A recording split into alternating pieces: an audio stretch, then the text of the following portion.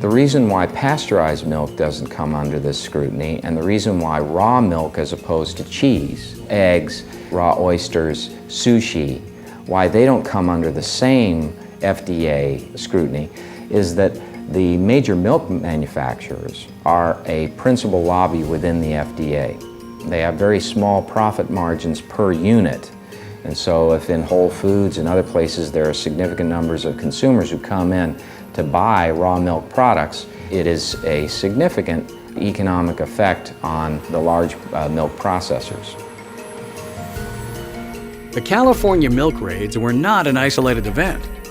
Over the past few years, there have been raids all across the U.S. to crack down on the sale of many organic products. But despite any claims of safety concerns or risk, one thing is clear. The actions of the regulatory agencies, and by extension, the politicians that manage them, are not motivated by any notion of public good. They're motivated by the desire to stay in power. That takes money.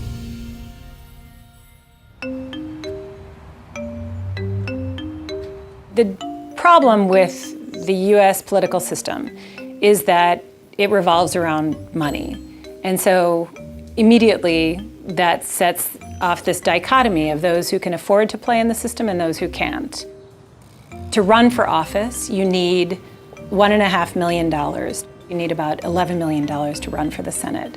So if you don't have money, where do you go? You go to the people who have a hand stretched out with money, ready to fund your campaign, but they're going to want something in return because, of course, they're not giving this money for charitable reasons.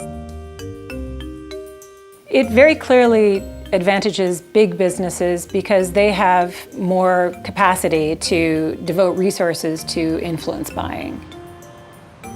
Political influence has become just another arsenal in the marketing toolbox of large companies. Only, instead of promoting themselves, they use this influence to suppress the competition. And the key to it all are lobbyists. People think that we live in a free market society, and we don't. Big government and big business are way too closely aligned today, especially in the United States.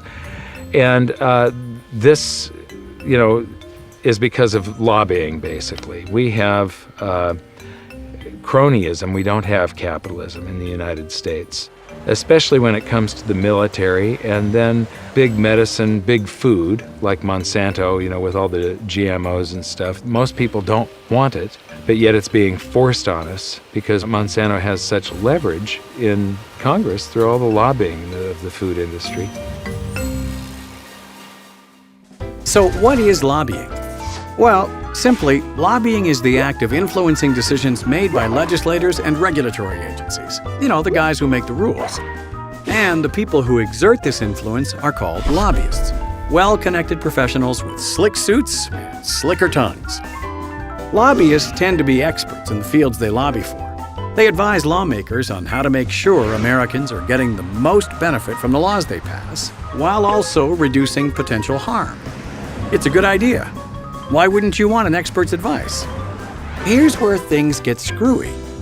Sometimes the lawmakers decide the cash is greener on the other side, so they become lobbyists themselves. They leave government and join a private company, taking their connections and influence with them. This phenomenon is called the revolving door. People going from regulating an industry to working in that same industry, and sometimes back and forth multiple times.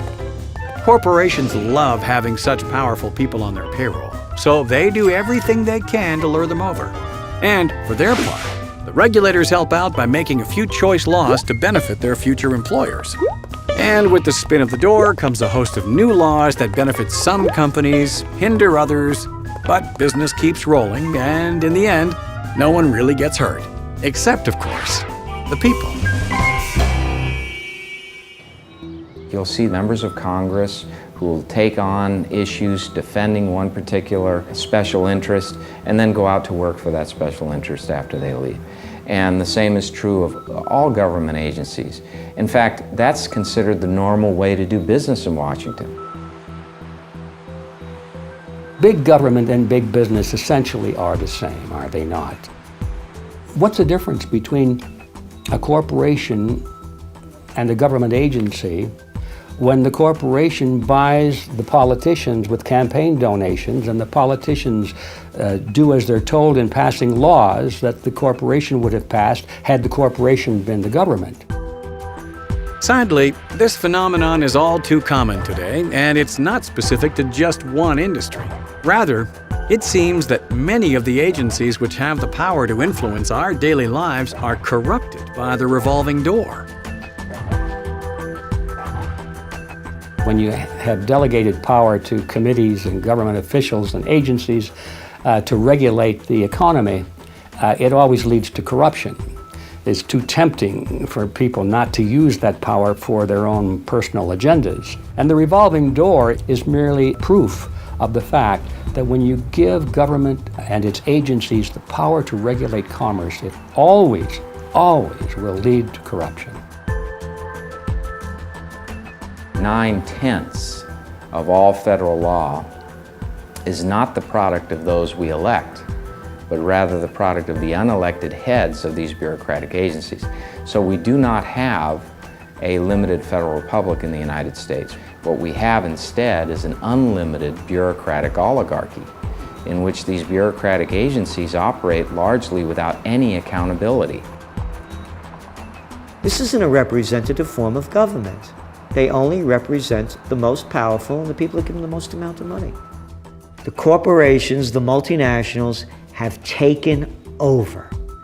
Whether it's agriculture, whether it's broadcasting, whether it's pharmaceutical, whether it's retail, you name the field, a few control it all.